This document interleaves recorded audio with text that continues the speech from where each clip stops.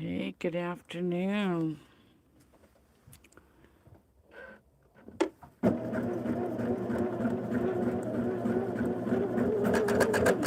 Oh, that doesn't sound good.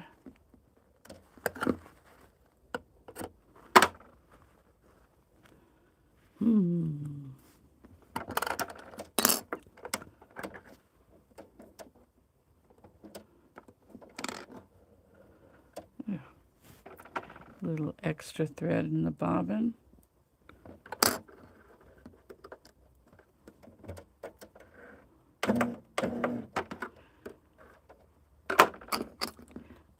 I've been playing around with the machine and the tension this morning, and hope I didn't mess anything up. I went back to the way it was. Okay, let's give this another try. I am still working on the Circle the Geese pattern, but I am almost done.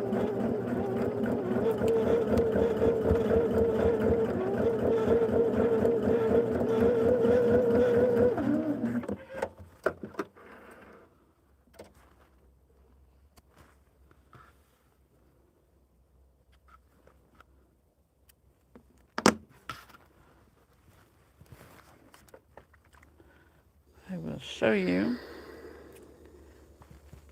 what I've got done.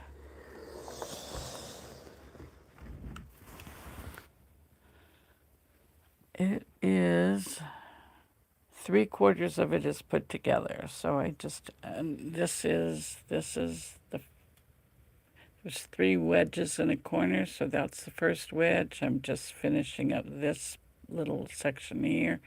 Just have those 2 left to do. So that should not take long today. And then I'm going to show you how to do the center piece, the center circle. And apply that. And I want to share a little bit later. I want to show you a finished product or two, talk about how I am going to finish this quilt. So I'm kind of excited. Let's see.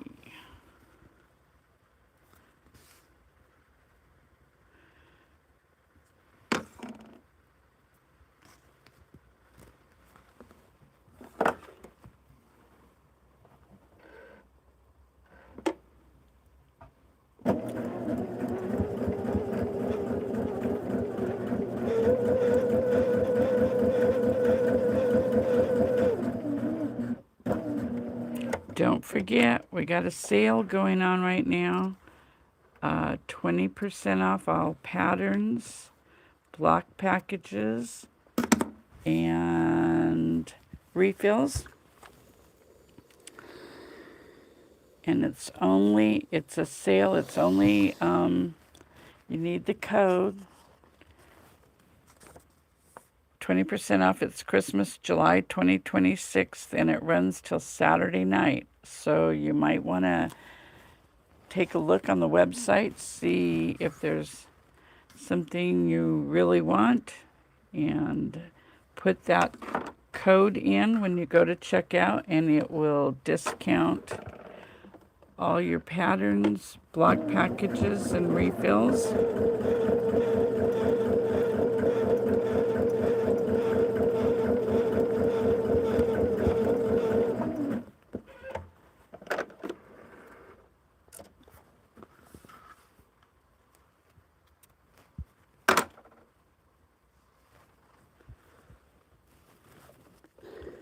And this one is covered.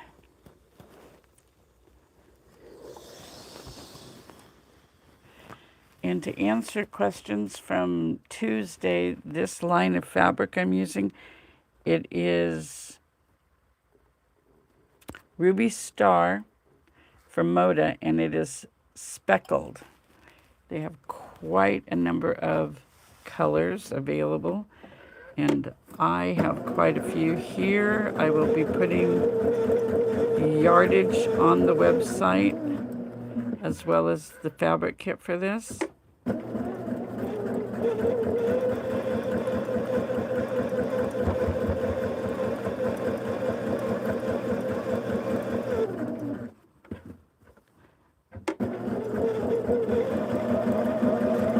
I did, was it last week? We worked on the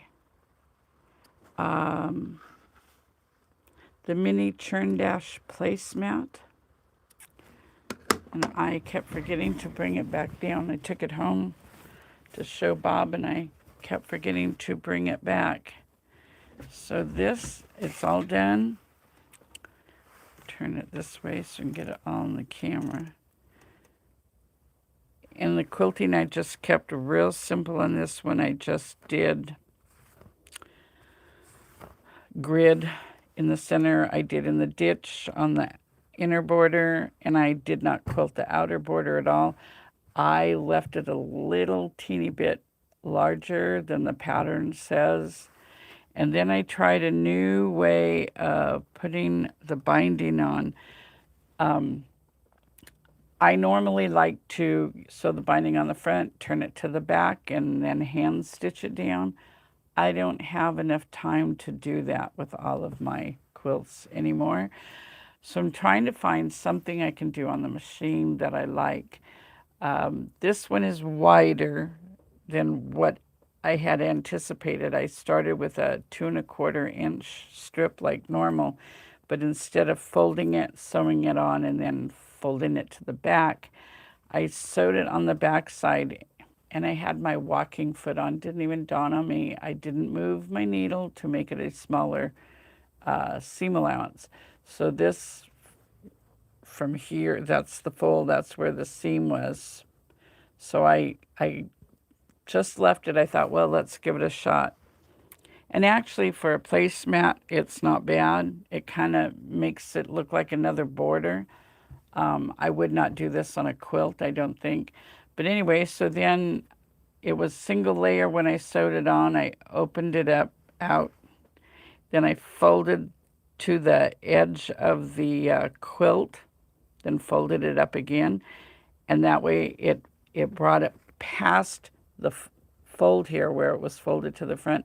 And if you look real close, I matched my thread to the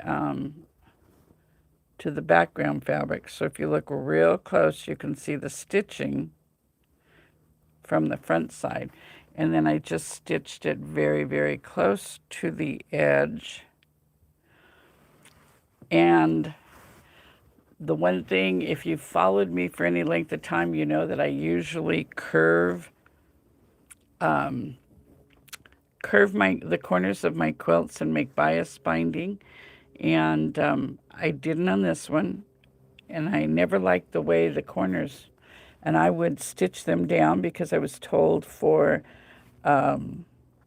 competition quilts or to show in a show or whatever, your bindings need to be sewn down. So I tried this. I don't know if you can see it. Let me see if I can get it in a little bit better light. When I stitched here, I brought the needle over one place, and then I stitched out and stitched back, and it caught both sides. And I'm really not too displeased with this. Placemats, I do prefer to stitch the binding down on the machine because these do get washed a lot more, thrown in the washer and dryer. And so I do prefer to have them machine stitched. So that's that one, but I really like the way, and this kit is going on the website. It's a kit for 4 placemats, and it will include the backing. It'll be complete. The only thing you'll have to add is your batting. So, and these are Moda Kansas Troubles fabrics. So that's that project completed. This is the one we're working on today, and I do have to apologize. The circle itself, this is the one we're working on. The circle itself measures 42 inches. And then we do add a border, 3-inch border all the way around to make it 48 by 48. However, if you were with me on Tuesday, you know that Debbie can't leave anything alone. I have designed, I think I talked about just making some blocks, like making this the center of the medallion and adding blocks around it. Well, I got to playing around, and I've come up with what I think looks like an awesome double border, and it will make it a very large quilt. So I got the basic block design done this morning. Not in time to get it perfected and sized properly, but when I go off today, off of here, that is what I will be doing, and hope to have it started so you can see what it's going to look like, and we'll make part of it on the show on Saturday so we can have a finished quilt. And then that way, that will be kitted. Obviously, can't kit it till I get it done and know exactly. I can always pretty closely figure it out for fabric requirements, but I don't like to publish that until I have actually proven it, which means I won't be making a second one, but I will be cutting another one. I won't get it made, but it will get cut just to make sure that all the pieces, I can get all the pieces out of the amount of fabric that I tell you. Okay, so this one is done, and we're going to, remember on the inside arc, we just clip a few places. This is such a gentle curve. You could maybe get by without doing it, but it's no big deal, so I think you should do it. And we'll take this down.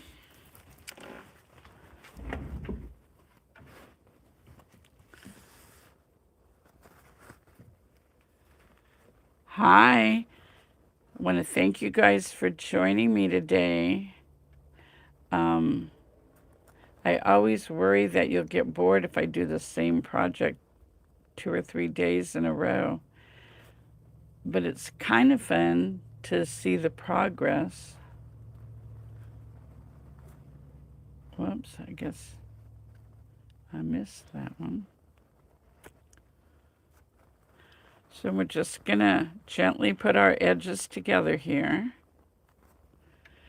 And you clip it so that you don't have to stretch anything. The foundation fabric won't let you stretch it. So by clipping it, you can kind of open it up. If it was a more severe curve, of course you'd clip it more often. But that way you don't have to stretch any of your fabrics.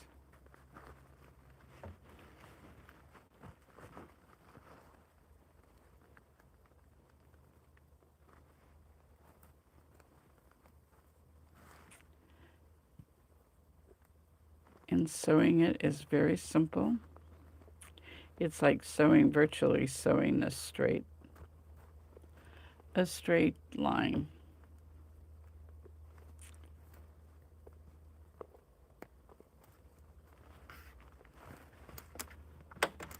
And hope my machine is done giving me problems today.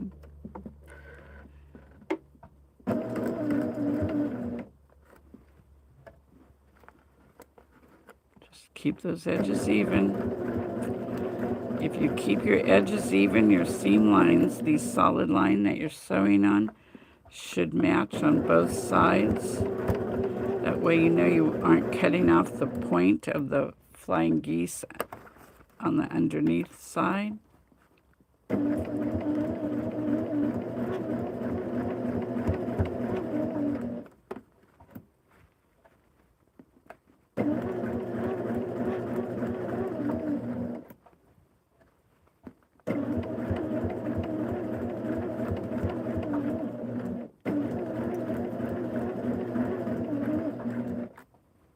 Didn't even pay attention.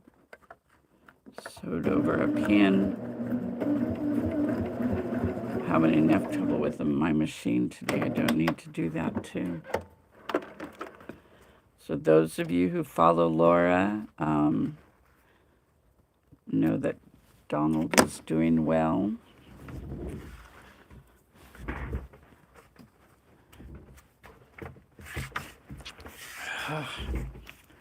Cannot wait to get... The office is going slow. I think sheetrock is going in tonight. I'm hoping.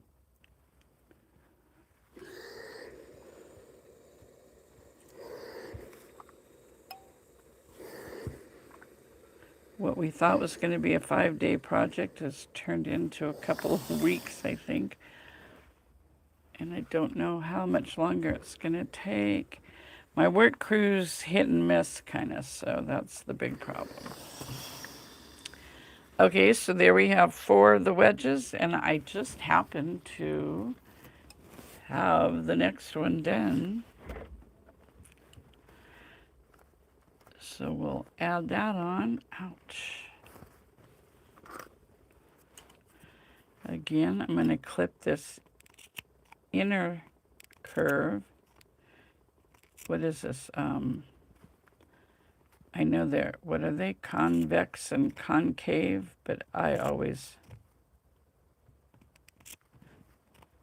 had trouble remembering. So I just call it the inner curve and the outer curve.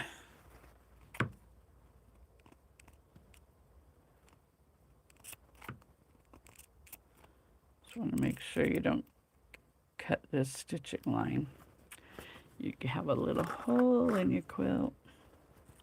Okay, match our edges, match our corners.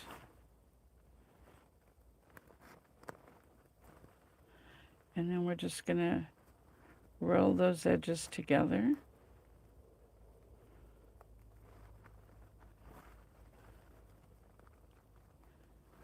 And I like to try to put the pins in where it's just the 2 layers of fabric, the layer on this side and the layer on this side. Keeps it a little more accurate.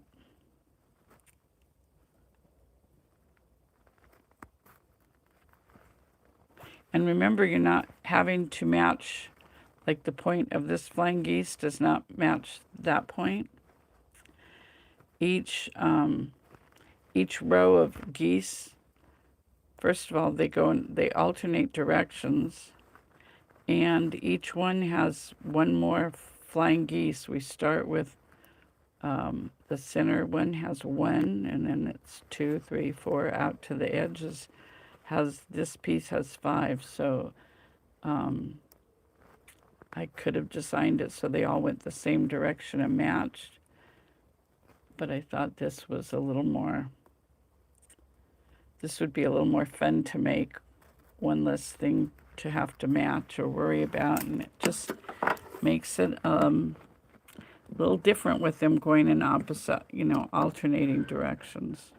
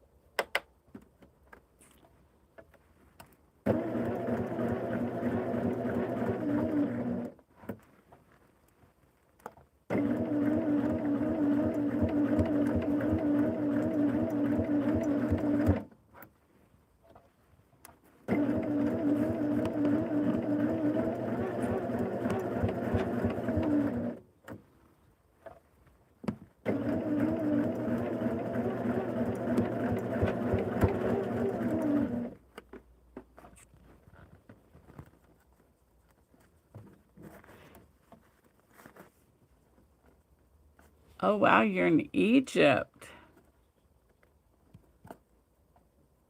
In Kansas. Well, we're in California. My daughter-in-law, who does shows on Monday, Wednesday, Fridays, is in Virginia.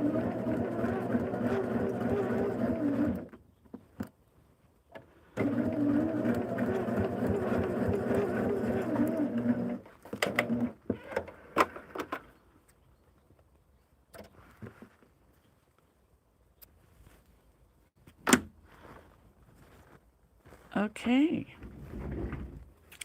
Looks good. Let me move. Oh, I forgot to move my ironing pad back here.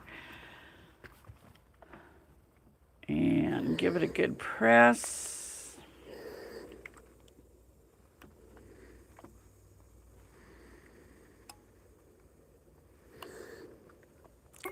And yes, I use steam. You don't have to. I know a lot of quilters do not like to use steam.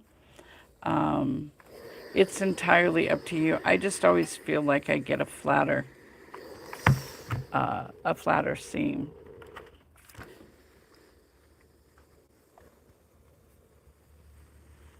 But it's entirely up to you. There's no police, quilt police coming to your house to check it out. Now let's pull this down. And we'll put the corner piece on.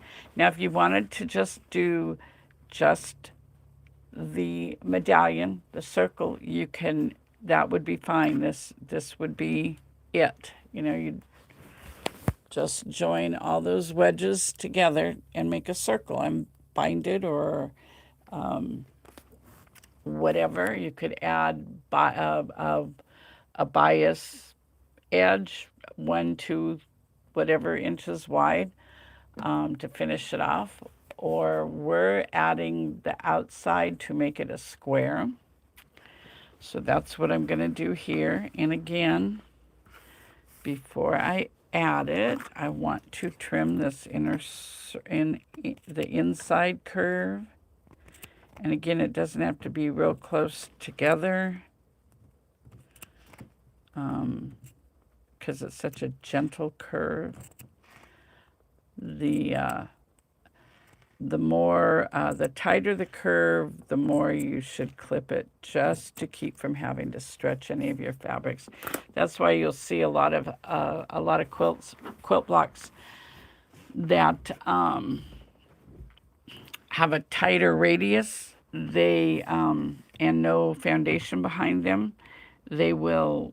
The natural instinct is to stretch that fabric.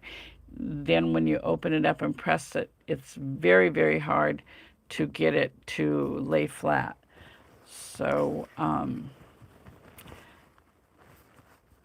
this keeps all of that from happening.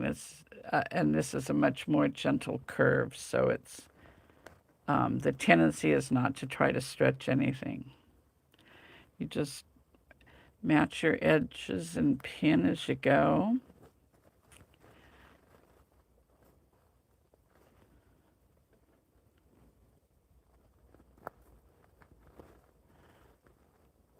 But you see, it's almost like joining a straight edge.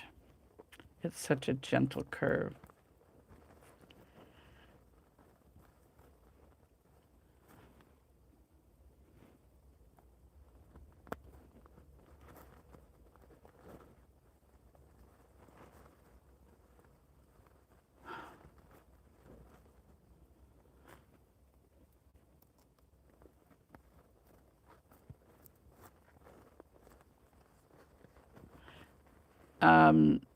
This square measures 42 inches.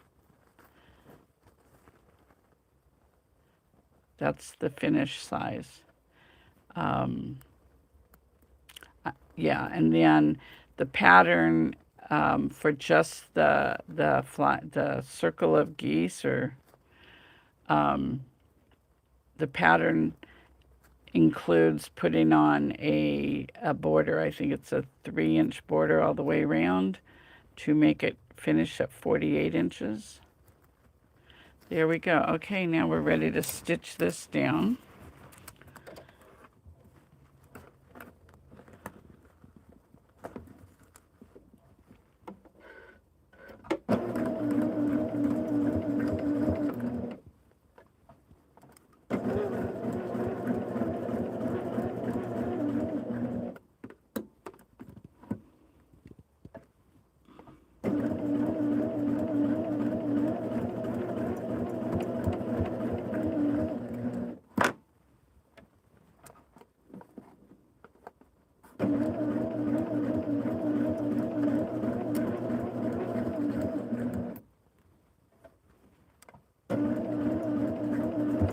But it's nice having the line to follow when you're, especially when you're doing curved piecing.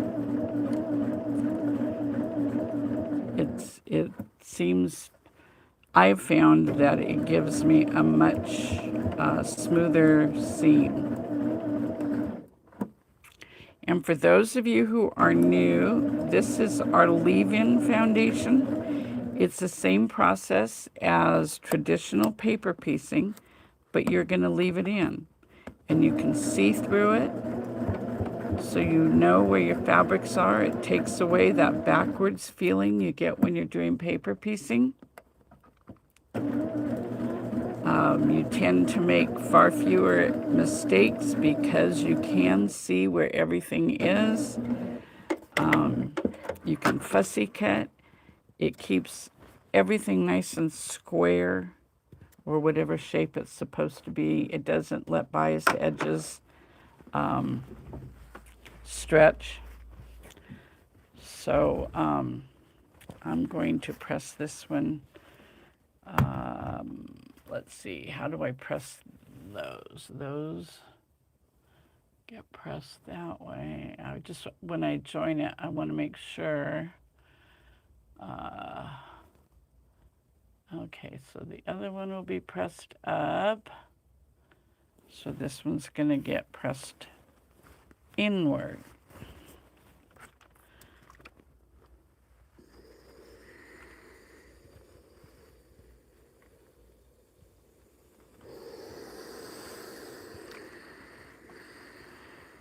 And this is not fusible.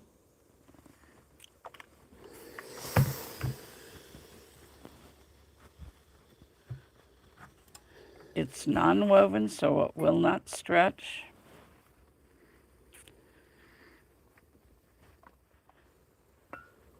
And there we have our corner wedge.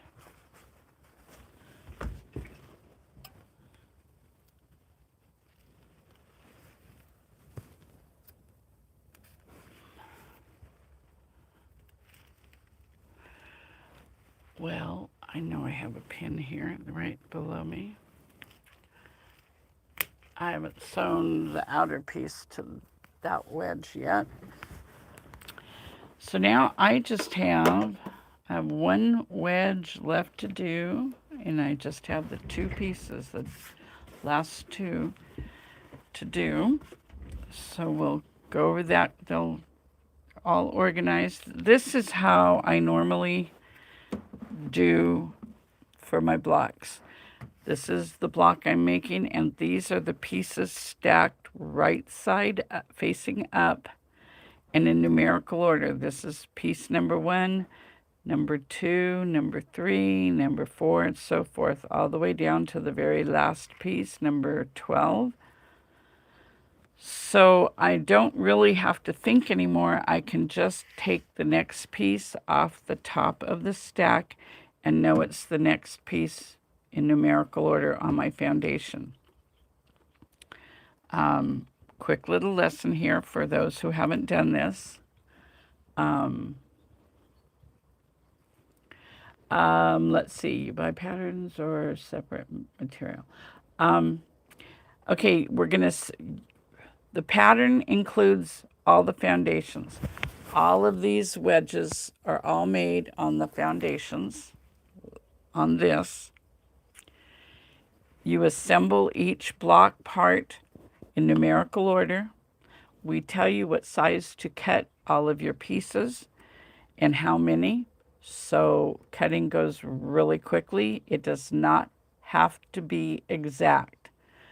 That's the one thing I have trouble getting across to my students is your cutting does not have to be exact. I cut pieces 10, 12, 10, 8 or 10 thicknesses of fabric at one time, which you cannot do for traditional piecing, because traditional piecing, you're basing everything on the perfect size cut to start with and then a perfect 1/4 inch seam allowance.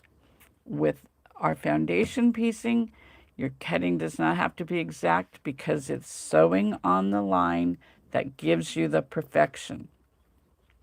So let me explain how we're going to go here. You're going to start with fabric piece number 1 with the wrong side facing up. I'm sitting it here on my table with the wrong side facing up. And then we're going to take the foundation block and we're going to set it on top. And when it's like this, you want to be able to read the printing that's on the foundation. You don't want to, if the printing is backwards to you as when it's in this position, you have it on wrong. Flip it over so you can read the numbers from this side. This is the right side of the foundation. This is the side you're going to be working on, and you look through it to the wrong side of your fabric. Okay, and when you set it like this is how you start every block. Your shapes are going to be different, sizes and all that, but this is how you always start. You want to set it, this triangle here is space number 1. It's numbered. Laura was on. This is space number 2. This triangle here. That's the background to your flying geese. It's numbered number 2. So you want to set your fabric so you have about 1/4 inch going past the line, this line right here, of space 1 and space 2. This line right here is where you're going to sew piece number 2 on. So that's why you want to set it with about 1/4 inch of fabric going past that line. That's your seam allowance you're setting for the next piece. So you know where to set your next piece. So we're going to put a pin to hold the fabric in place. And on this particular block, not all, but on this particular block, you can also set it with 1/4 inch into space number 3. It will save you 1 trimming. So now that we have it in place, we're going to turn it over so the right side of our fabric is facing up. And we're going to take fabric piece number 2, it's the next one on my stack, and we're going to put right sides together just like you would do in normal piecing, traditional piecing. We're going to set it just like that, and you want to just kind of eyeball it and have about equal distance past the lines. And then you can put another pin back here. You want to put the pin back here because remember we're going to be sewing up here and you don't want to sew over your pin. And then we're going to flip it over and we're going to sew on that line between space 1 and space 2. And you're going to just use a regular stitch length. Use whatever stitch length you use in your traditional piecing. I use, and don't back stitch. Try not to go past the line. I did just slightly, but it'll be okay. And I like to tell my students, clip your threads as you go. Keep the mess to a minimum. Take your pins out. Okay, so there you can see I've stitched on the line. There's the stitching. Now we're going to take it to a pressing mat. And I like to set my stitches first. That makes the threads sink into your fabric so you have less of a ridge when you fold it over. And when I fold it over like that, like this. I call that open that piece up and press it.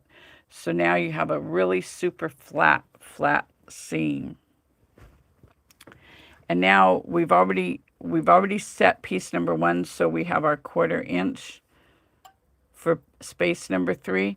And you don't always get, most blocks you do not get to do that. So this is unusual. So we're going to take fabric piece number 3. It's the first one off the top of my stack. Put it right sides together, just like normal. You can pin it if you like. This block happens to be small enough I can keep the fabric in place to get it to the machine. And then I like to put my needle down, make sure it's right there at the point at the top of the goose. And we're going to just stitch down that line. It's best if you have an open toe foot so you can see where your needle is stitching. And if you stitch just right, you shouldn't really be able to see any of that black line underneath. I use, I think it's a 30 weight for my piecing. And it just happens to be the same thickness as the printed lines. So the game I play is to hide the black line.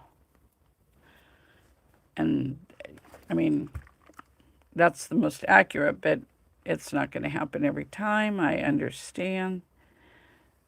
If you have trouble following a line, seriously, if you have trouble, and when I first started out, that is exactly what I did, is I took the thread out of my machine, both the top and bottom. I put an old needle in, and I took binder paper, and I just sewed on the lines, poked holes in the lines, just kept doing it till I really felt confident that I could control it to make a straight line. I know that sounds kind of silly, but it's not as easy as a lot of people think. Okay, so now we've got piece 1, 2, and 3 here. We're going to add number 4 next. This is number 4. This is where we're going to sew it on. And you can always tell because it's the next one that isn't stitched down yet. So we're going to take our straight edge and we're going to line it up right next to the stitching line. I like to line it up so I can, if I can get the camera, you can barely see the line to the right of the edge of the straight edge. That way when I fold this back, it's folded right on the line. And then there's your extra fabrics. We want to get rid of all that extra fabric. There's no need to keep all that fabric in your quilt. It's just going to make it weigh a whole lot more. Add a 1/4 ruler. It's the only tool that you really should have to make any of our patterns. I always have students who don't think they need it, and they try to use a regular ruler. Let me grab one here. First of all, to see the 1/4 inch. If you wanted to use this, you'd have to line that up there, and it's just too easy for it to slip. And this is just so simple. You just put it on there and it hooks on your straight edge. It's not going to go anywhere. It's not going to slip on you. It just makes so easy. $7.95 for this. I just cannot express how much easier this makes a job. Totally worth it. So there you have your 1/4 inch seam allowance. So now we're going to open that back up or fold it back out the way it's supposed to be. And there you can see your 1/4 inch seam allowance. We're going to turn it over and take the next piece off the stack of pieces I did earlier. And just put right sides together, edges even. And again, you just want to kind of center it so you know you have enough on both sides. And turn it over. Take it to the machine. and stitch on the line.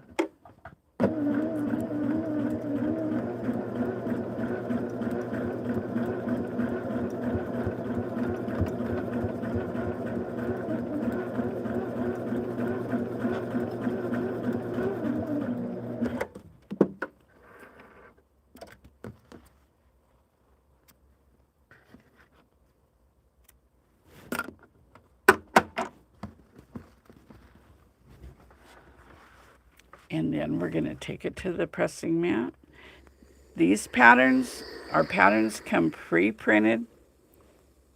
We do sell fabric kits, but if you want to use your own fabrics, on the back of every pattern, it tells you how much of every fabric you need to make that project. So there you have the top of your goose, and it's a perfect point. And it was not a struggle to get there. Okay, so now the next step is we want to get ready to add piece number 5. And this is the line where we're going to sew it on. So we'll fold this back and use our add a quarter ruler.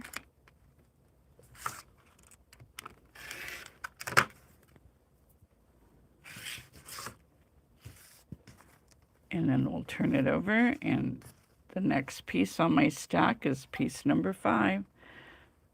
So we're going to put right sides together, turn it over, and sew on the line. And if you don't have the edges of the two fabrics perfectly even, it's okay. It's the line that gives you the accuracy. And I want to show what I did when I added this. Get all these threads cut. I'm going to pull this back so you can see it a little better. But you see my edges are not perfectly even. The light color goes just past the dark color. And there is a reason that I do that. When you're foundation or paper piecing, your seam allowance is always going to go towards the next piece, the piece that you're adding. When you open it up, the seam allowance is always going to go in that direction. And in regular traditional piecing, we always say press your seam allowance towards the dark side to hide the seam allowance. We can't do that with this. So when you're putting a light color over a dark color, you see before I open it up, I don't know if you can see, but you can kind of see the dark down here. This part shows through a little bit. You can see where that fold is. You don't want to have a shadow up here when you open this. You don't want to have a little shadow line showing through. So you always, when I'm putting a light color over a dark color, I get the edges even, and then I slip the light piece up just a thread or two just to make sure that that dark is not going to show through and give a little shadow.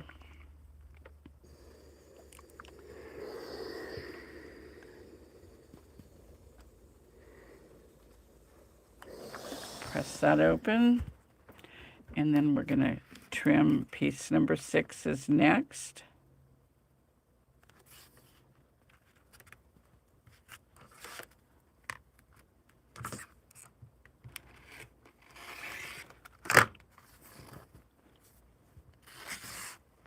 Here we have our 1/4 inch seam allowance. Next piece on my stack. See, they're even, but then I'm going to push it up just a little bit. There is enough room in the sizes that we tell you to cut your pieces to allow for this.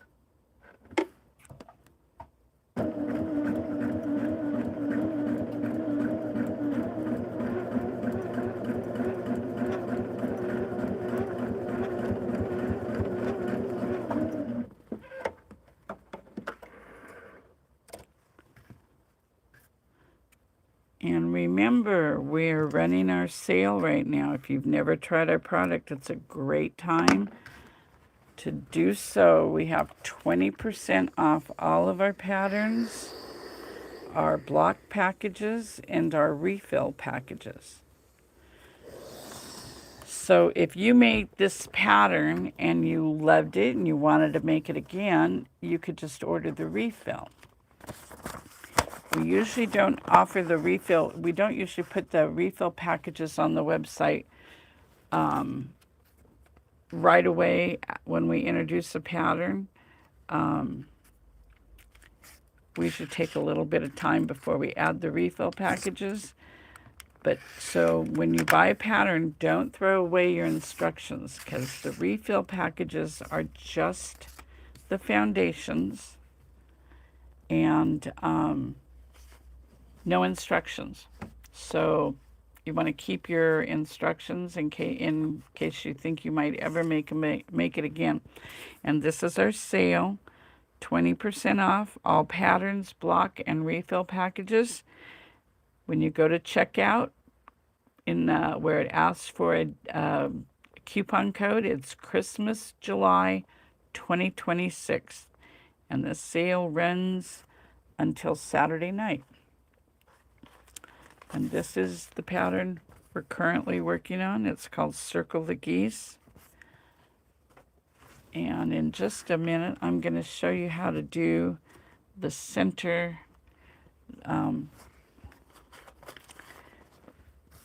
this center circle. There's a little circle. So when you sew these all together, there's a gap in the middle. So you don't have anything, if you can see that right here. This is, so you don't have to have a big pile of fabric in the center. And then we'll just do the we'll do the circle and stitch it on and be done with it.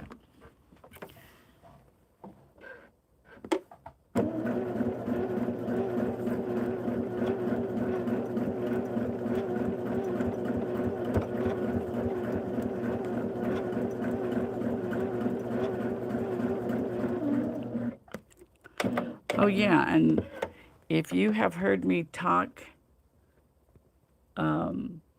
about wanting to order another different foot for this machine, I thought, oh, I had a wonderful idea.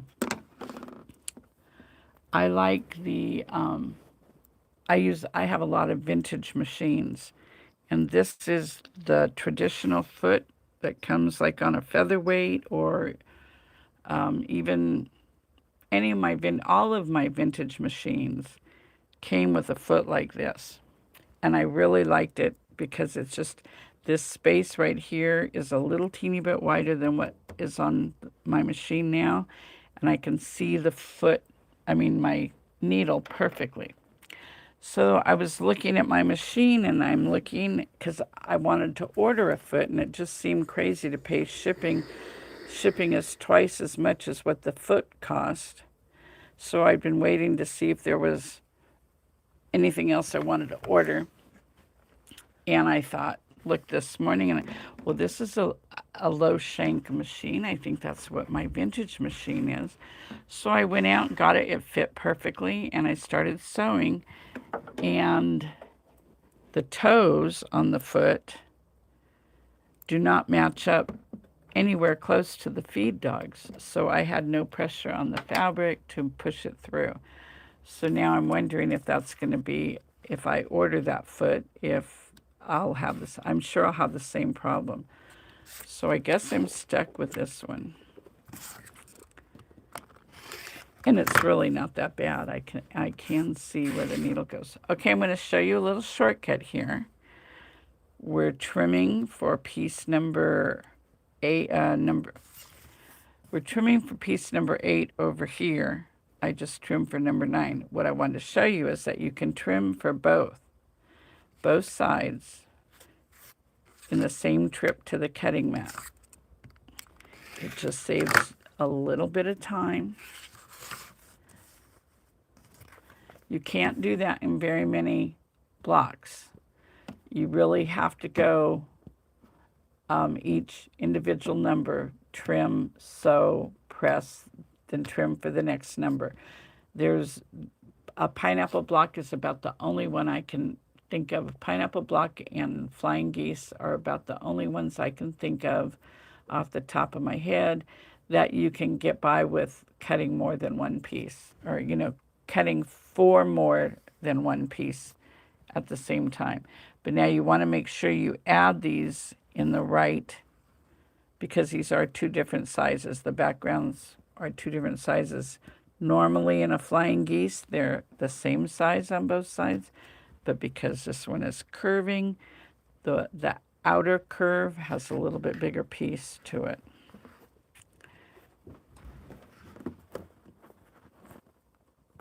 And I suppose you could cut them all for the larger size and use them on both, but then I would have people say, what a waste of fabric.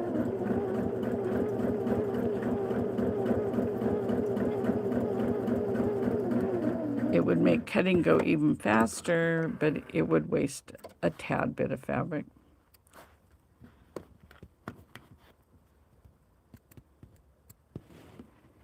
And for me, to tell you the truth, it's more about time, just simply because I just never have enough time. So since we already trimmed for adding piece number 9, we can just add it on. Remember, I matched the edges when I'm putting the light over the dark, and then scoot it up just a little bit. When I turn it over, I like to be able to see just a small amount. And I feel like, yep, that's another thing. This is much easier to feel when you get the fabric folded over underneath than it is with paper. There's just so many advantages to this over paper. This does not dull your needle because it is a fabric.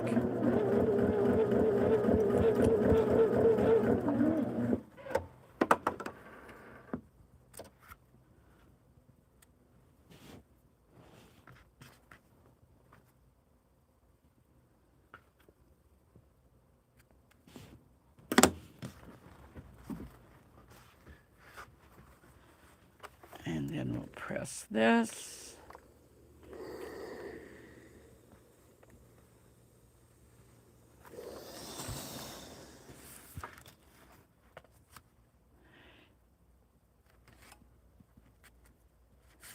Get ready to add piece number 10. Just hook that on there.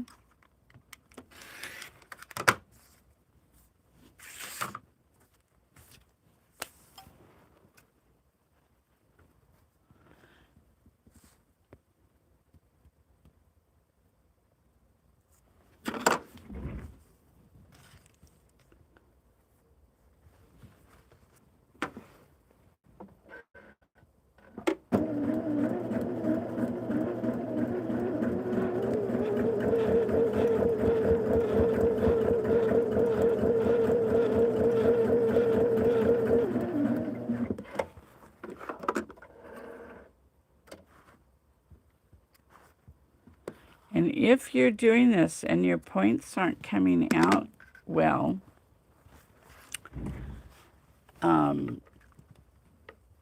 if you turn it over and you look at your stitching, if you can see the black line, you probably want to correct that. This is my last point, and I need to press that open. There we go. There's that perfect point. All of them. And if you look, we're right on the line. So it's really important that you stitch on the line, and you will get those perfect points.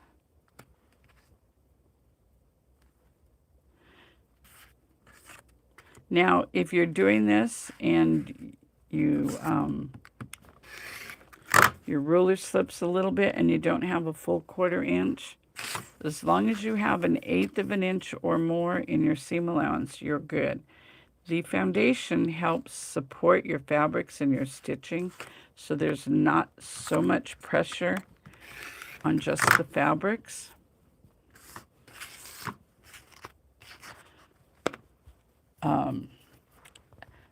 I don't recommend too many times having, you know, skimping on your seam allowance. But those things do happen, and don't sweat it.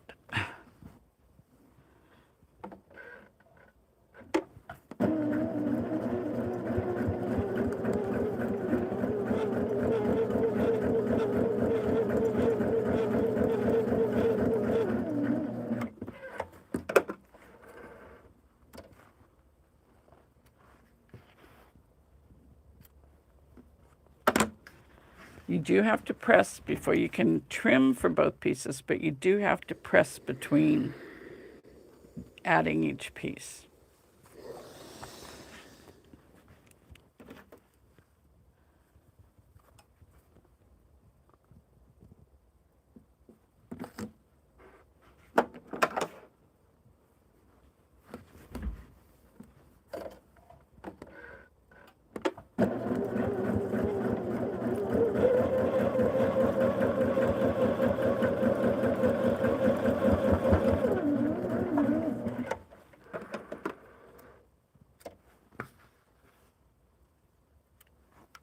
Whoops. So,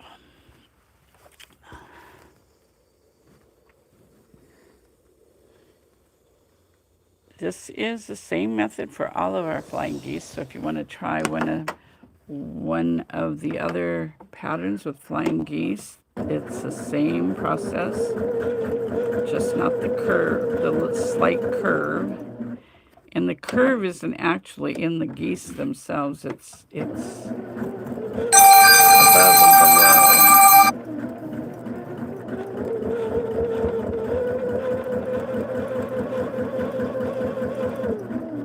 Or the sides, whatever.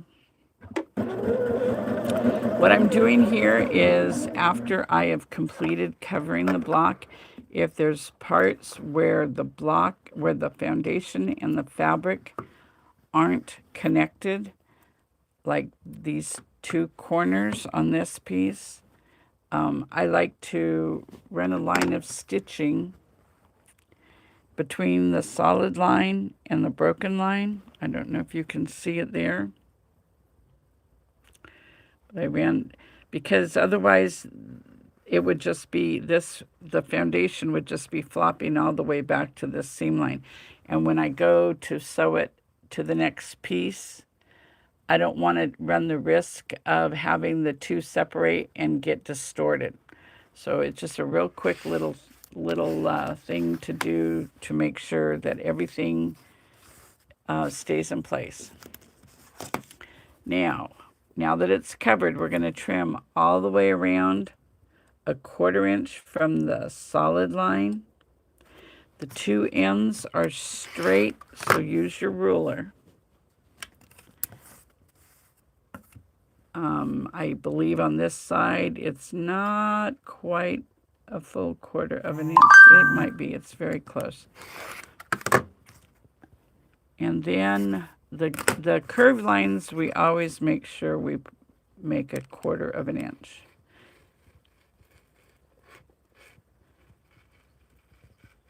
You probably want to use your scissors to do this, unless you're very secure using your rotary cutter. Always do it so I can see where the line is and where my blade is. Keep your fingers out of the way and go slow if you're going to try it with a rotary cutter.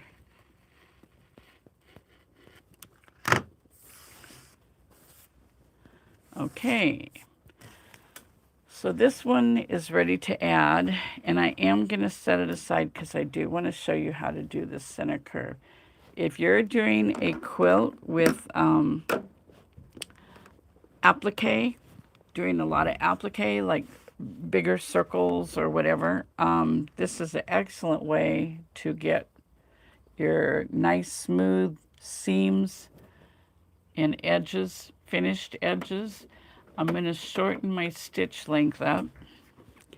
And this is my foundation with my circle printed on it. I'm putting it on the right side of my fabric.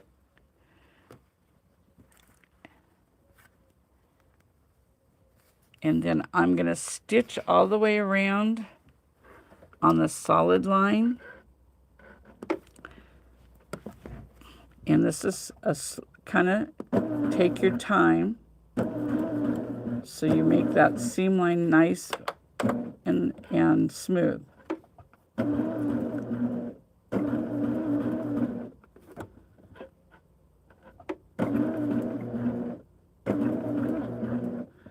When I'm doing applique, any of my larger pieces, I do this method. So if you do a lot of applique, you might want to try it on our, we do sell the foundation unprinted. It is pre-shrunk because the non-woven fabrics that you buy are going to shrink an immense amount and more in one direction than in the other. So you do lose your accuracy if you just buy it at the store and bring it home to use it. Ours is pre-shrunk.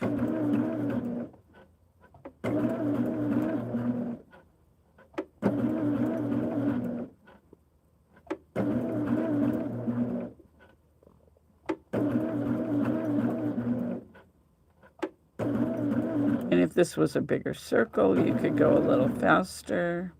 So there again, it would be a more gentle curve, easier to follow. But I'm more worried about having a nice smooth seam here, or a smooth curve.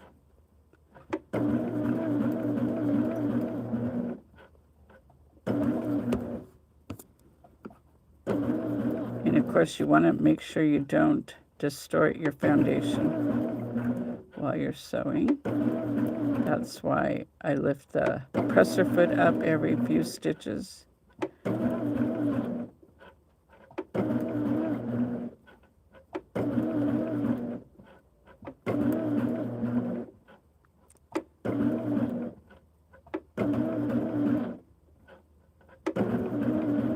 there we go. I better put my stitch length back to normal. I just overlapped it about a ½ inch, the stitching, so I didn't back stitch. Get rid of that. Okay, and now I'm going to take my scissors and I'm going to trim about halfway between the broken line and the solid line.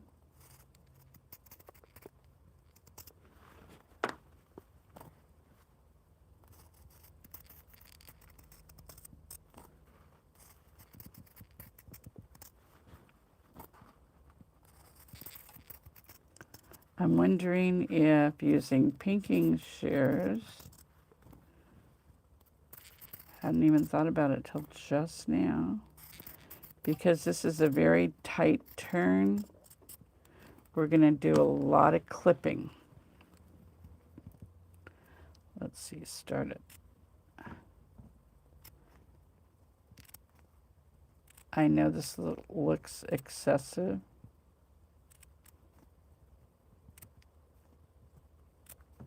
And you could have clipped it before you trimmed it. You just have a lot of little pieces falling off as you trim it. Either way is fine.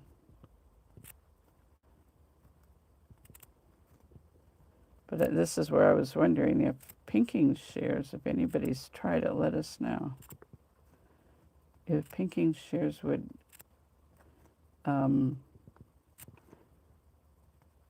replace doing this. I do have pinking shears.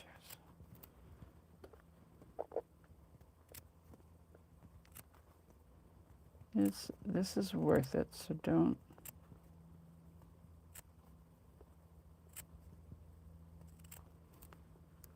I'm halfway already. Sorry.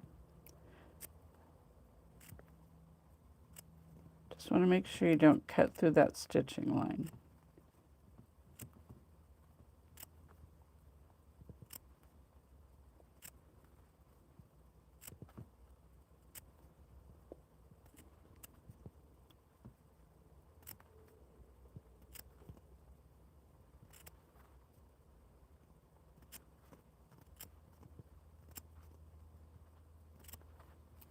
Almost in. Hang on.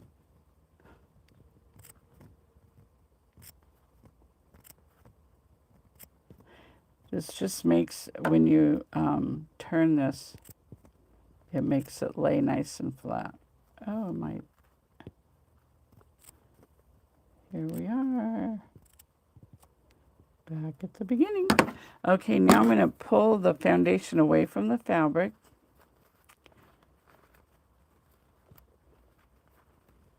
And I'm just going to do a little split so I can get my scissors in and open it up just a little bit more. Just the foundation. And I'm going to turn it so the right side's facing out.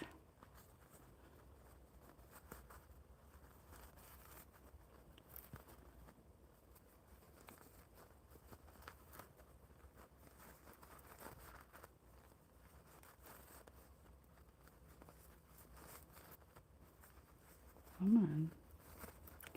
There we go.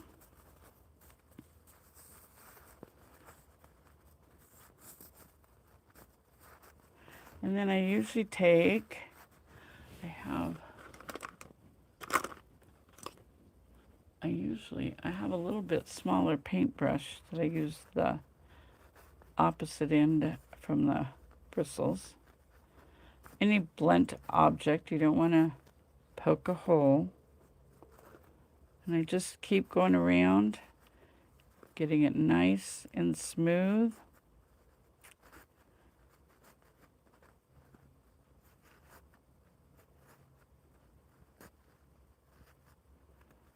I go around it more than once,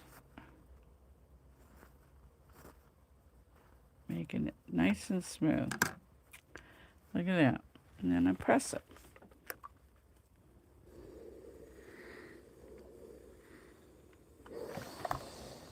Beautiful. Nice, smooth edge, finished edge, ready to be appliqued on. And you can applique this on. You're going to line it. It's going to go from point to point to point when you get it straight. I can't do it with one hand. But anyway, it will just go around the center like that. And you can applique it by hand. It's really not very big around.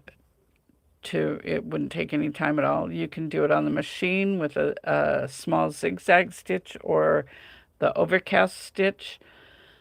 Any way you want, you can applique it on, but that just shows you, and this does have the lines to get it centered.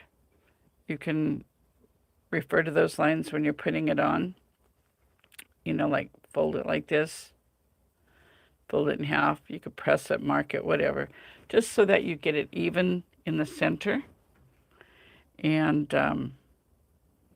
that's it. But that's this, of all the methods I have done in the past, this one is just the easiest, at least for me. So I think we're gonna wrap up a little early today. Unless anybody has something very pressing that they need to see or want to see. I just pulled this out today. I don't know if you remember when we did this, my little journal cover with our hexies. These are my 1-inch hexies. And one little mini charm pack is all in a little background fabric, of course, lining, backing, whatever. Just slips on my journal. If you want to see this, let me know. What else? Don't forget our sale. 20% off all patterns, block packages, and refill packages ends Saturday night. And the coupon code is Christmas July 2026 when you go to checkout. Yeah, I think that's pretty much it. And when we do our show on Saturday, I am going to be putting the last of the border. I hope to have most all of it done. I don't want to bore you to death with that, but I do want to show you, share, show. So I will leave a little bit left to be done, and I think that's it. And then it's on next week to a new project. So, and as we are getting some of our projects that we have worked on previous shows, we're getting them completed, and as they are, I will share those with you so you can see we actually do them. Anyway, I'm glad you could join me today. I'm on Tuesdays, Thursdays, and Saturdays from noon to 2 West Coast time. And my daughter-in-law, Laura, does an excellent job. She does live shows Monday, Wednesday, Fridays from 10 till noon Eastern time. So one of those times hopefully works good for you, if not both. And she always works. We don't work on the same projects at the same time, so you can check out different things. Anyway, I hope you learned something today, and remember, you can always go back and watch these if you decide down the line you want to make this quilt. Our patterns come with excellent directions, but there's nothing like seeing somebody do it live or even on video, but to actually see somebody doing it, to see the procedure. We tend to learn a lot better that way. So all of these are on our YouTube channel. I believe you can connect to them through our website as well. It's www.ezpiecing.com, and check it out. And if you have any questions or you want to see something in particular, you can send me a message or let me know on the chat when we're on next time, and we'll see if we can't get to it. So until Saturday, I hope you guys have a great rest of your day, a wonderful Friday. Looking forward to the weekend. Take care, and thank you so much for joining me today. We'll see you Saturday. Bye-bye.